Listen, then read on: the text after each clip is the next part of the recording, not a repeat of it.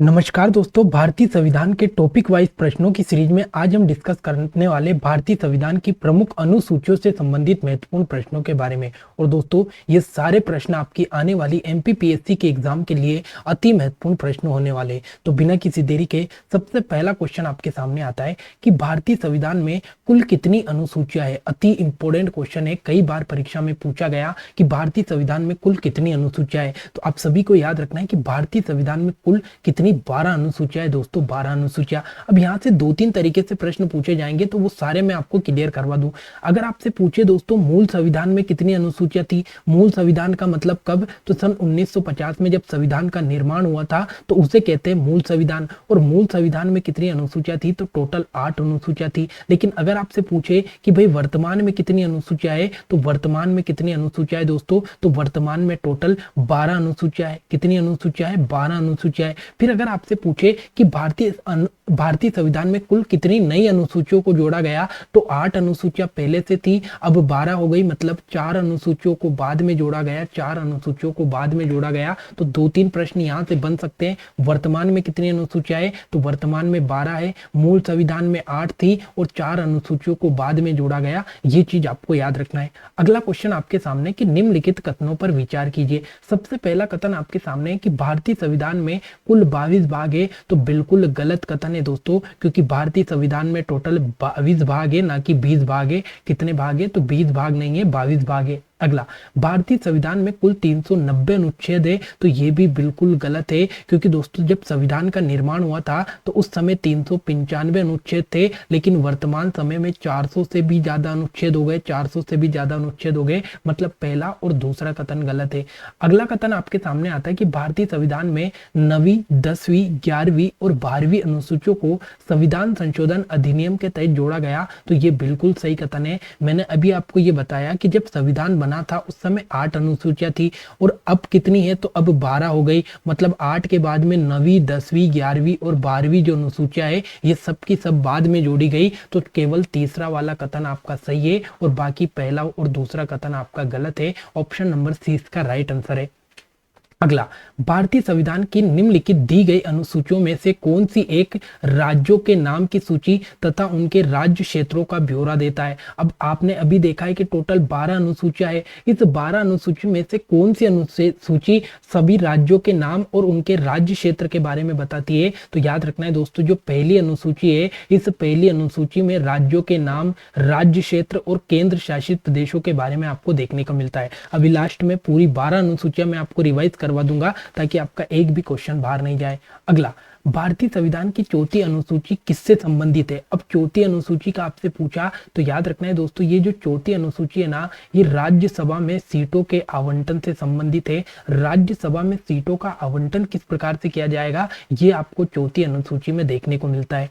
अगला क्वेश्चन है कि भारतीय संविधान की छठी अनुसूची निम्नलिखित में से किन राज्यों के जनजातीय क्षेत्रों के प्रशासन से संबंधित है। अब यहाँ पर छठी अनुसूची की आपसे बात की गई, तो याद रखना है दोस्तों, ये जो छठी अनुसूची है ना, इसमें मेघालय, त्रिपुरा, मिजोरम और आपका जो असम है ना, असम, इन राज्यों में किस प्रकार से प्रशासन और नियंत्रण होगा, ये बात आपका छठी अनुसूची में दी गई। तो याद रखना है दोस्तों, छठी अनुसूची में कितने राज्य, मेघालय, त्रिपुरा, मिजोरम और असम में जनजाति जो क्षेत्र है, इसमें प्रशासन किस प्रकार से होगा, ये आपका छठी अनुसूची में दिया गया। ऑप्शन नंबर 20 का राइट आंसर है। अब एक बार मैं आपको पूरी की पूरी अनुसूचियां याद करवा देता हूं, ताकि आपका एक भी क्वेश्चन यहाँ से बाहर नहीं जाए। मैंने अभी आपको ये बताया दोस्तों कि जो अनुसूचियां है, ये अनुसूचियां वर्तमान में कितनी है, तो वर्तमान में 12 है। वर्तमान में कितनी है, 12। लेकिन मूल संविधान में कितनी थी, तो मूल संविधान में 8 थी। मूल संविधान में 8 थी, मतलब 9वीं,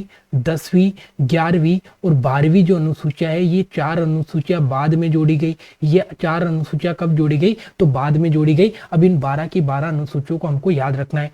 सबसे पहली जो अनुसूची है दोस्तों, सबसे पहली अनुसूची में क्या लिखा है, तो सबसे पहली अनुसूची में जो राज्य है, ये राज्यों का नाम, राज्यों के नाम, राज्यों के नाम, राज्यों के नाम और उनके क्षेत्र के बारे में उल्लेख आपको देखने को मिलता है। तो याद रखना है दोस्तों, पहली अनुसूची में राज्यों के नाम और क्षेत्र से संबंधित उल्लेख है। फिर अगर आपसे पूछे कि भाई दूसरी अनुसूची में क्या लिखा हुआ है, तो दूसरी अनुसूची में आपको मोस्ट इंपोर्टेंट याद रखना है, जो वेतन भत्ते हैं, ये वेतन भत्तों से संबंधित आपकी कौन सी अनुसूची है, तो वेतन भत्तों से संबंधित आपकी दूसरी अनुसूची है। मतलब राष्ट्रपति, उपराष्ट्रपति, लोकसभा अध्यक्ष, जितने भी अधिकारी भारत में काम करते हैं, उन सबके वेतन से संबंधित अनुसूची कौन सी है, तो ये दूसरी अनुसूची है। फिर अगर आपसे पूछे भाई तीसरी अनुसूची किससे संबंधित है, तो तीसरी अनुसूची आपको याद रखना है दोस्तों, शपथ से संबंधित है। किससे संबंधित है, शपथ से संबंधित है। लेकिन ये जो तीसरी अनुसूची है ना, इसमें आपको एक चीज यहाँ पर इंपॉर्टेंट याद रखना है दोस्तों, कि इस तीसरी अनुसूची में एक तो आपका जो राष्ट्रपति है ना, राष्ट्रपति, एक तो आपका राष्ट्रपति हो गया, और एक आपका जो राज्यपाल है, राज्यपाल, इन दोनों की शपथ के बारे में उल्लेख नहीं है। तो ये बड़ा ही इंपॉर्टेंट पॉइंट बन जाता है कि भाई तीसरी अनुसूची में शपथ से संबंधित उल्लेख तो है, लेकिन निम्नलिखित में से किसकी शपथ से संबंधित उल्लेख नहीं है, तो राष्ट्रपति और राज्यपाल की शपथ के बारे में तीसरी अनुसूची में नहीं बताया गया। फिर अगर आपसे पूछे भाई चौथी अनुसूची की बात करें, चौथी अनुसूची पर हम बात करते हैं, तो चौथी अनुसूची में जो राज्यसभा है ना, इस राज्यसभा में जो सीटें हैं, इन सीटों का आवंटन किस प्रकार से होगा, सीटों का आवंटन किस प्रकार से होगा, ये बताया गया। फिर अगर आपसे पूछे भाई पांचवी अनुसूची में क्या बताया गया, तो पांचवी अनुसूची पर हम चलते हैं, और पांचवी अनुसूची में बताया गया कि जो अनुसूचित जनजाति क्षेत्र है, कौन से अनुसूचित जनजाति जो क्षेत्र है, इन जनजाति क्षेत्रों में प्रशासन और नियंत्रण किस प्रकार से होगा, जनजाति क्षेत्र में प्रशासन और नियंत्रण किस प्रकार से होगा, ये आपका किस में बताया गया, तो ये आपका पांचवी अनुसूची में बताया गया। फिर हम चलते हैं दोस्तों छठी अनुसूची में। तो छठी अनुसूची आपसे क्या कहते हैं, तो ये बड़ा इंपॉर्टेंट है। छठी अनुसूची का अभी क्वेश्चन आया था। तो छठी अनुसूची में कौन कौन से राज्यों के बारे में बात की गई, एक तो आपका असम हो गया, उसके बाद में आपका मेघालय हो गया, एक आपका कौन सा हो गया, तो असम, मेघालय, त्रिपुरा हो गया, और एक आपका कौन सा हो गया, मिजोरम हो गया। ये इसमें जो अनुसूचित जनजाति क्षेत्र है, ये अनुसूचित जनजाति क्षेत्र में प्रशासन और नियंत्रण किस प्रकार से होगा, ये आपका कौन सी अनुसूची में बताया गया, छठी अनुसूची में बताया गया। तो 6 अनुसूची अपन ने कवर कर लिए। एक बार फिर से रिवाइज करवाता हूँ। पहली अनुसूची में राज्यों के नाम और उनके क्षेत्र से संबंधित प्रावधान है। दूसरी अनुसूची में वेतन भत्तों से संबंधित प्रावधान है। तीसरी में शपथ से संबंधित प्रावधान है। चौथी में राज्यसभा के सीटों से संबंधित प्रावधान है।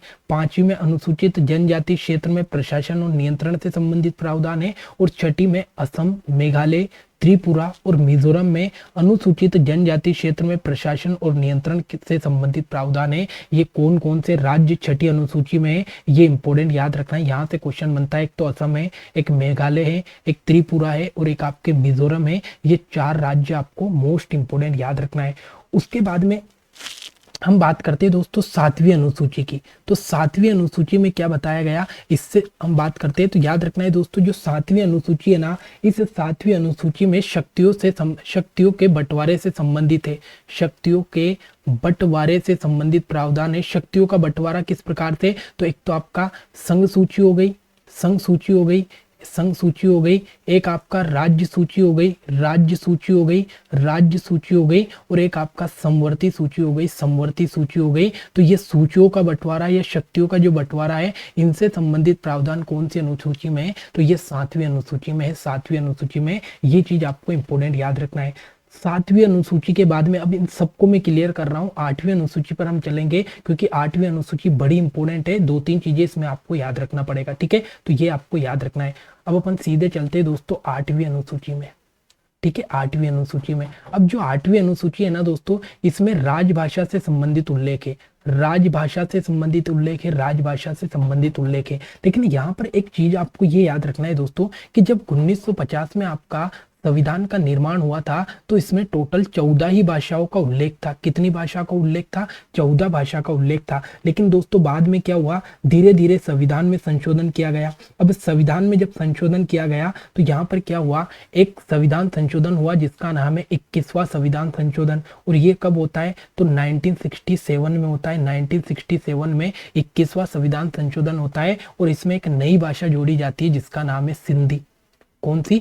सिंधी भाषा जोड़ी जाती है। तो अब 14 से एक भाषा और जुड़ गई, मतलब आपकी कितनी हो गई? तो 15 हो गई, 15 हो गई। फिर क्या होता है दोस्तों, 21वें संविधान संशोधन के बाद में हम पहुंचते कहां पर? 71वें संविधान संशोधन पर।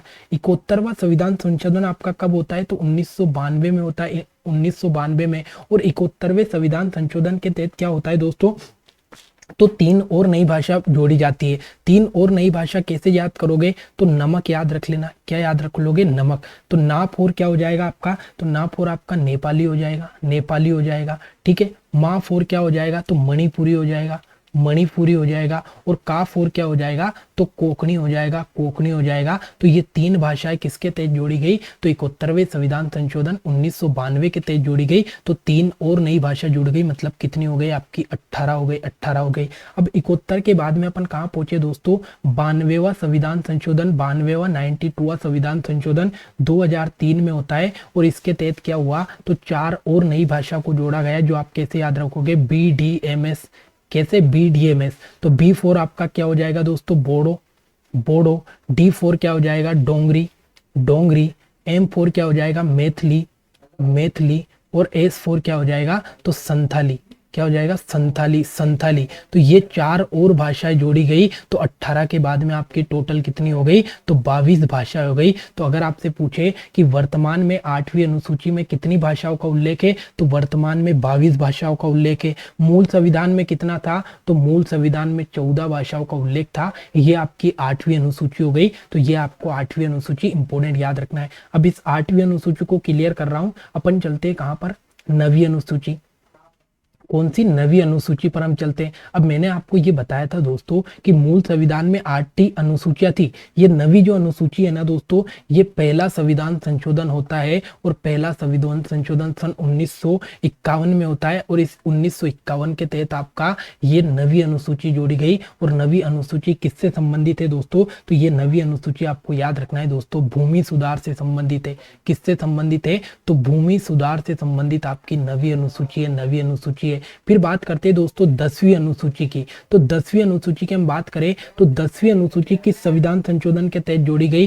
तो 52वां संविधान संशोधन होता है। 52वां संविधान संशोधन होता है कब? तो 1985 में होता है। 1985 में 52वां संविधान संशोधन होता है। और ये 10वीं अनुसूची किससे संबंधित है दोस्तों? तो याद रखना है दोस्तों, ये दल बदल से संबंधित है, दल बदल से संबंधित है, दल बदल से संबंधित है। 10वीं अनुसूची के बाद में मैं इनको क्लियर करूंगा 9वीं 10वीं को, फिर अपन 11वीं और 12वीं और क्लियर कर लेते हैं। तो अब 11वीं पर हम चलते हैं। 10 के बाद में जो 11वीं अनुसूची है ना दोस्तों, ये 11वीं अनुसूची को कब जोड़ा गया? तो ये आपको इंपोर्टेंट याद रखना है। 11वीं जो अनुसूची है ये 73वें संविधान संशोधन 1992 के तहत जोड़ा गया। और ये किससे संबंधित है? तो ये पंचायत से संबंधित है, पंचायत से संबंधित है। और अगर आपसे पूछे कि भाई 11वीं अनुसूची जो है इसमें टोटल कितने विषय है, तो इसमें 29 विषय दोस्तों, 29 विषय। फिर बात करते हैं 12वीं अनुसूची की। तो 12वीं अनुसूची का जो है ये किससे संबंधित, 12वीं अनुसूची को कब जोड़ा गया? तो 73 के बाद में 74वां संविधान संशोधन 1992 होता है। और इसके तहत 12वीं अनुसूची जोड़ी गई, जो कि आपका नगर पालिका से संबंधित है। किससे संबंधित है दोस्तों? तो ये आपका नगर पालिका से संबंधित है, नगर पालिका से संबंधित है। और इस 12वीं अनुसूची या नगर पालिका में कितने विषय है? तो इसमें टोटल 18 विषय दोस्तों, 18 विषय। तो ये आपकी टोटल 12 अनुसूचियां मैंने एक ही बार में आपको रिवाइज करवा दी। ये सारी चीजें आपको इंपोर्टेंट याद रखना है, जो जो मैंने आपको बताई है। ठीक है। अगला, संविधान की 11वीं अनुसूची निम्नलिखित में से किससे संबंधित है? तो मैंने अभी आपको बता दिया, पंचायती राज से संबंधित है आपकी 11वीं अनुसूची। और किसके तहत जोड़ी गई? तो 73वां संविधान संशोधन 1992 होता है, इसके तहत इसको जोड़ा गया। अगला, भारतीय संविधान की 11वीं अनुसूची में कितने विषय? तो मैंने अभी आपको बताया कि 11वीं अनुसूची पंचायत से संबंधित है। और इसमें कितने विषय? तो टोटल 29 विषय दोस्तों, 29 विषय है। तो दोस्तों ये आज की अनुसूचियों से संबंधित महत्वपूर्ण क्लास थी। किस प्रकार से क्वेश्चन बनते वो भी मैंने आपको बता दिए, और पूरी की पूरी अनुसूचियां भी कवर करवा दी। तो आशा करता हूं आपको ये सारी की सारी क्लास पसंद आई होगी। अगर क्लास अच्छी लगे तो लाइक कमेंट शेयर करना ना भूले। मिलते अगली क्लास में, तब तक के लिए जय हिंद, जय भारत।